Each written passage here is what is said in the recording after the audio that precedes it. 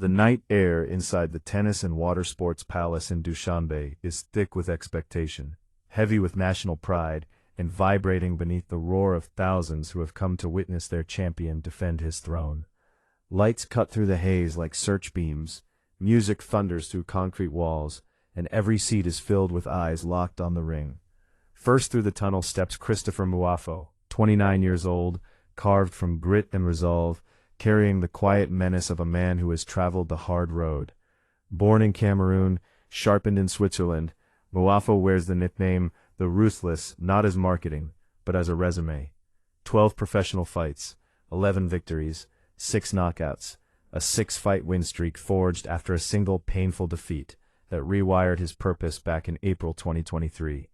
He is no stranger to foreign soil, no tourist in hostile arenas. Switzerland, Kigali, now Dushanbe. Every step toward the ring is deliberate, every breath measured, every glance cold and calculating. He understands what is at stake tonight: an intercontinental title, global relevance, and the chance to silence an entire nation with his fists. But then the arena changes. The sound multiplies, the ground seems to shake. Because now, the home hero emerges. Hat turned backward, shoulders loose, eyes calm. Bakhodur Usmonov enters like a man who belongs here, like a king returning to his court. Bronze medalist at the World Championships, Olympian, Asian champion, perfect 10-0 as a professional. Intercontinental champion, Tajikistan's fighting son. The cheers are not applause, they are declarations of belief. This is not just another fight night. This is a defense of identity, of legacy. And as both men reach the canvas, as the belts glint beneath the lights, one truth becomes unavoidable. Styles, journeys, and destinies are about to collide.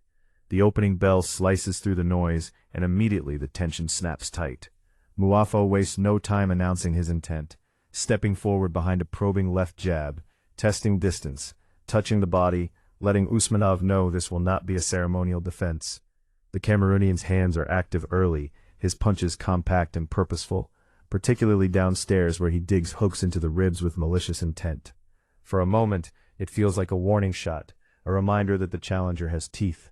But Usmonov answers not with panic, not with force, but with finesse. The left hand begins to flow, first as a rangefinder, then as a weapon. High jab, low jab, body, head, chest. Like a conductor setting tempo, Usmonov starts orchestrating the rhythm of the fight. His footwork is light, gliding, constantly adjusting angles just enough to stay outside danger, while still close enough to punish mistakes. By the midpoint of the opening round, the narrative begins to tilt. Mouafo is competitive, sharp, and disciplined, but he is reacting. Usmonov is dictating. The second round deepens that story. Usmonov increases volume, doubling and tripling the jab, slipping counters by inches, returning fire immediately. The combinations are clean, surgical. Left hook to the body, uppercut through the middle, right hand over the top. Mouafo has moments, sneaking in counters, showing defensive awareness, rolling shots off his shoulders, but the pace is relentless. Usmonov never lets him rest, never lets him breathe. Every time Mouafo resets, the jab snaps back into his face. Every time he commits, Usmonov answers with more punches, more angles, more activity. The crowd senses it now. This is not reckless aggression. Championship composure.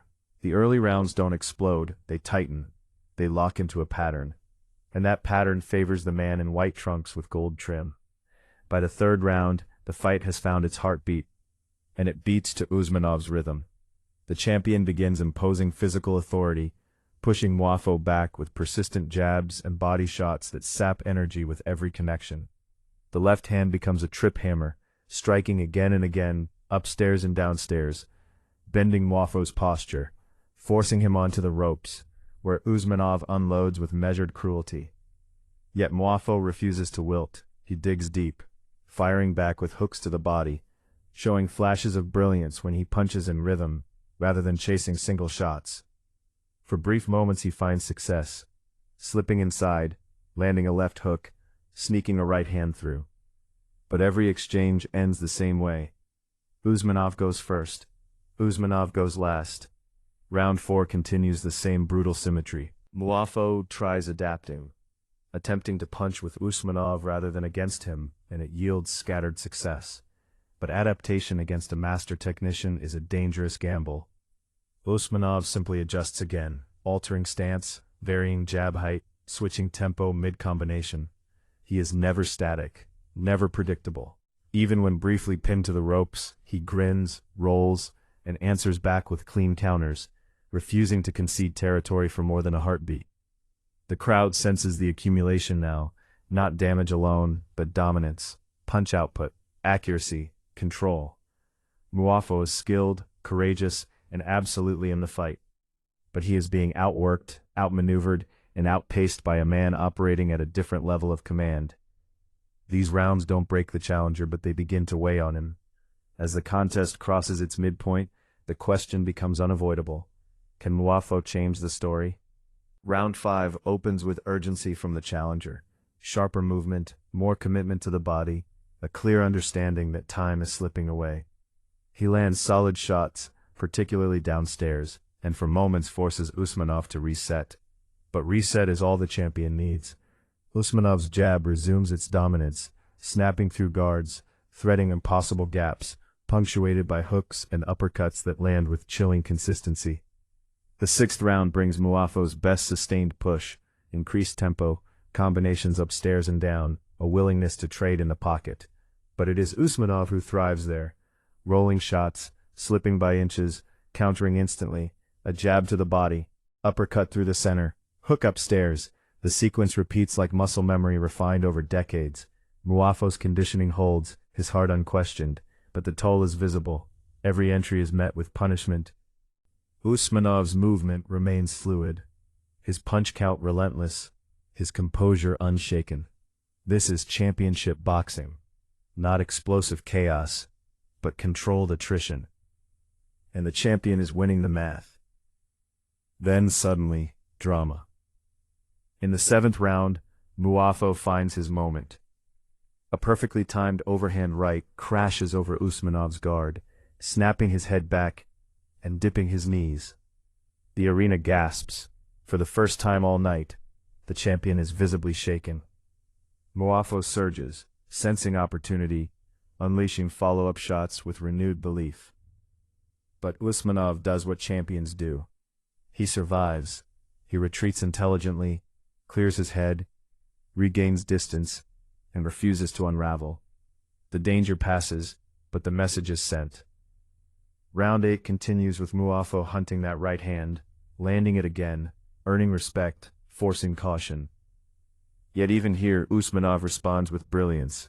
Movement restored, jab firing, combinations flowing. If there was doubt, it evaporates as Usmanov reasserts control, answering adversity with artistry. The challenger has landed the biggest punch of the fight, but the champion has answered with a bigger statement: resilience. Entering the championship rounds, the equation is clear. Mouafo needs something dramatic. Usmanov needs discipline, and discipline is exactly what he delivers. Round 9 sees the jab resume its tyranny, cracking like a whip, body to head, head to body, punctuated by hooks and rights that keep Mouafo on the defensive. The challenger still fights, landing counters, digging to the body, but the volume gap is undeniable. The final round becomes a showcase. Usmanov puts his full repertoire on display, moving, striking, slipping, scoring at will, refusing to give Mouafo the opening he desperately seeks. The crowd rises with every combination, every defensive flourish. The champion knows he has done enough. He boxes smart, clean, controlled. The final bell rings, sealing the story. As the scorecards are tallied, there is no controversy, only appreciation. Bakhodur Usmonov is declared the unanimous points victor, successfully defending the IBA Intercontinental Lightweight Championship in front of his people. The Tajikistan flag drapes his shoulders as the crowd erupts in standing ovation. Mouafo accepts defeat with dignity, earning respect for his courage, skill, and the moment that tested a champion. But tonight belongs to Usmonov, a masterclass in volume, variety, and ring intelligence. A reminder that greatness is not just about power, but about control, endurance, and composure under fire. On this night in Dushanbe, Bakhodur Usmonov did not just defend a belt, he reinforced a legacy.